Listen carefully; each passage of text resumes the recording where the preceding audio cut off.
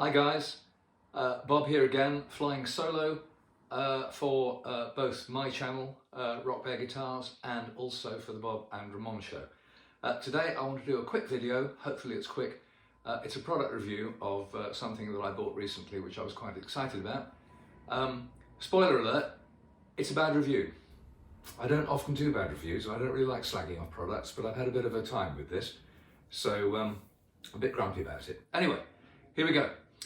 Some of you might know that for sort of general noodling around by the telly or practicing and going on picnics and stuff, I bought myself a thing called a Boss Katana Air.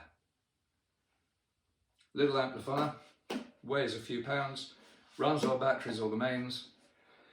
It's a fantastic little thing, it's got lots of sounds in it, and if you can take the time and trouble to link it up to the Librarian app that you can download from the internet, and you can control all the sounds in it, you can edit the sounds and you get some really quite good sounds out of it. I've made two modifications to it for those of you that haven't spotted it already. The first thing is I've removed the rather ridiculous heavy metal handle which just took up space, and I've replaced it with a leather handle like the kind that you find on top of small amps and stuff like that. It cost me a few pounds off the internet, screwed straight in, no problem. I've voided the warranty by doing that, but I've had the thing 3 years, so it's gone anyway. The other mod that I've done, which is really important, and you can get the instructions for this off YouTube, and I might even try and add the link, is on the back here. You can see these two silver sockets. They're not stock, they're speaker sockets. And if you plug into them, it disables the internal 3-inch speakers, which are okay, but they're only as good as 3-inch speakers can be. And you can plug this into 1x10, 1x12, 4x12s if you want. And as the guy who does the instructions for the mod online avers, it's a really good mod. This thing sounds really quite loud and quite punchy through a bigger speaker, if you want.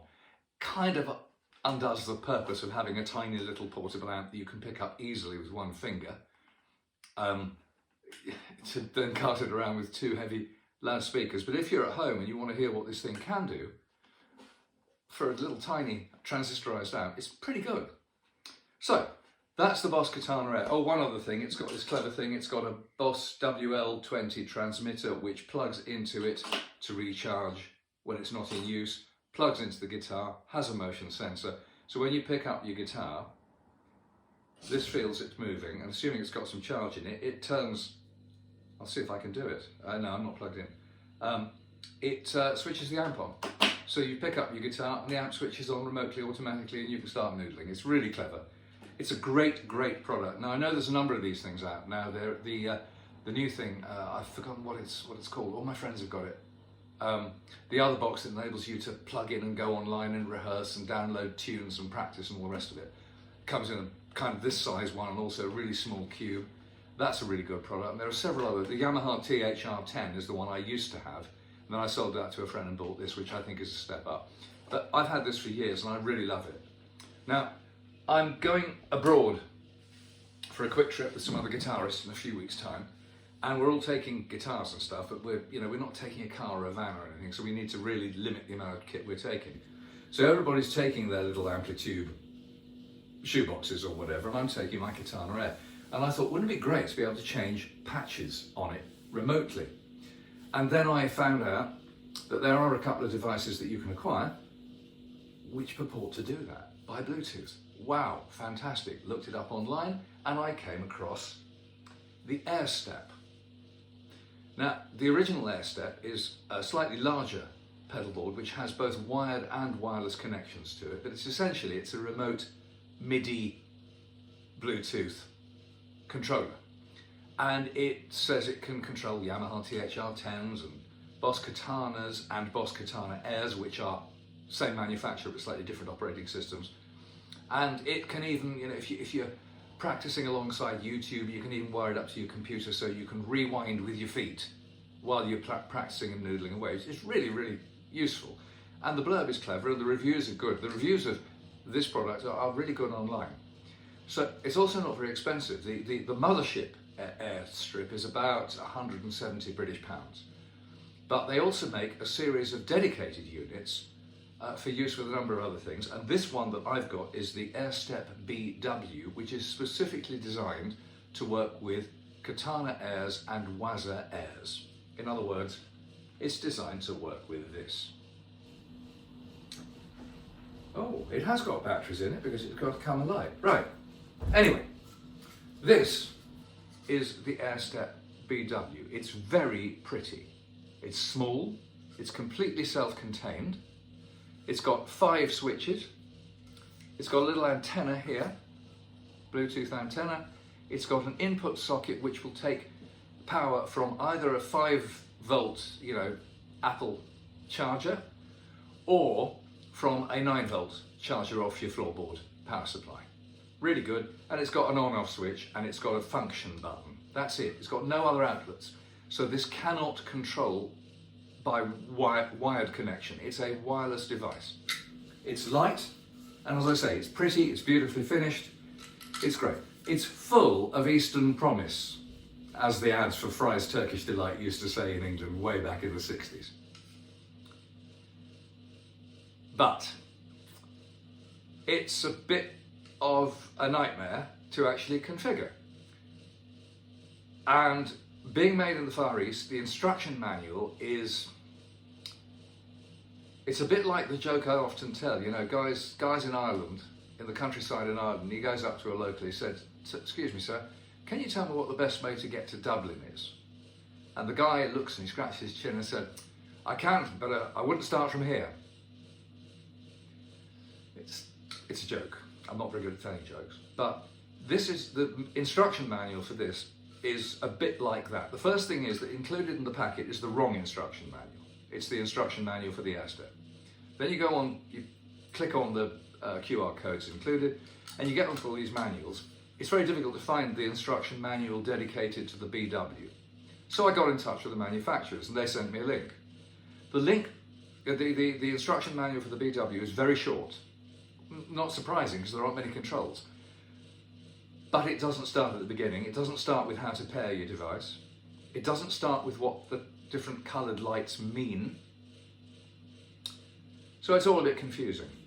So anyway, I kind of corresponded with them and I went onto the Facebook group, the ex-Sonic users group, and once you get through the usual shit you get online with forums where everyone jumps in to say what a numpty you are and what an idiot you are, and you go, "I might be an idiot, but I'm just looking for an answer, please." So did a bit of that. Got a few comments that weren't completely unhelpful, but I then spent a whole day, I'm talking at least 6 solid hours, maybe more, trying to get the Airstep, the app on my iPad or phone, and the Katana to talk to each other. And as I make this video, I've tried again for another hour and I still can't do it. I cannot get a stable connection. And the thing about wireless connection is, especially in this kind of, if you're gigging, you need a stable connection. I'm sure it does it, I just have no idea how to get it. And I can't get anything from the manufacturer's instructions. They won't enter into a phone call or anything like that. I can't get it offline, online from any expert users out there. So I've got to tell you that all the reviews you've read about this product are deeply enamoured, and I would love to be deeply enamoured too, but I'm buggered if I know how to get it to work.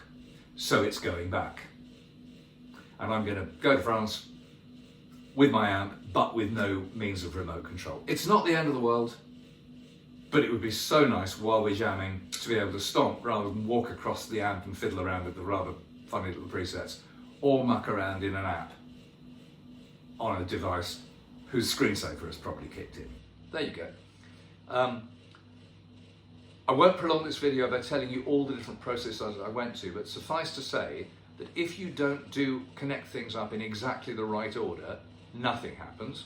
All that you get is a blinking blue light, here you are, on this, which tells you it's not connected. And everything you press, it just sits and looks at you with this blinking blue light. So it says, well, I'm not working, and I'm not telling you why I'm not working. Okay, so that's that. The next thing is, to get this to connect to the Katana, you have to have every other Bluetooth device around it switched off, because it gets very easily confused. It searches for everything. So that means you have to turn the device, let's call it the iPad, that I'm using to control the Katana, you have to turn its Bluetooth off. Then you have to connect the two devices. Then you have to go into the app for this device and set how you want it to behave, because it's got various different modes which control the different ways of changing patches on the cat, all of which are in theory bloody useful. Then, when you've got that sorted out, you can connect the Katana and the iPad that controls it back together, and you can start to edit your patches. The furthest I managed to get was to get this device to control the 6 presets in the Katana. And when you look at the editor application, when you change the presets, you can see all the dials changing and everything, so it's all connected and it's all kind of, oh, we're getting somewhere. But when you go into the Katana and you try and load your patches from your librarian, you can get them to play, but as soon as you edit anything, or you try and make a change to this, either this freezes or the Katana freezes. And I've tried, and I've even written it down, I've tried every possible configuration of startup and in which order you do these things, all of which are hampered by the fact that you've got to have the control device turned off when you pair this to the Katana. So you're constantly going back to the point of origin. It's such a pity, because this lot, plus, let's say, a Steinberger guitar, virtually it fits into a purse, as the Americans would say. It's really compact. It's really fantastic. And if it did work, I'd be overjoyed. It would be incredibly good value and really useful. But unfortunately, I'm here to tell you, now, this might be, you might have a laugh at this, because you might say, oh, well, here we've got a classic example of trying to teach a very old dog a rather new trick. Guilty as charged. I am an old dog. It is a new trick.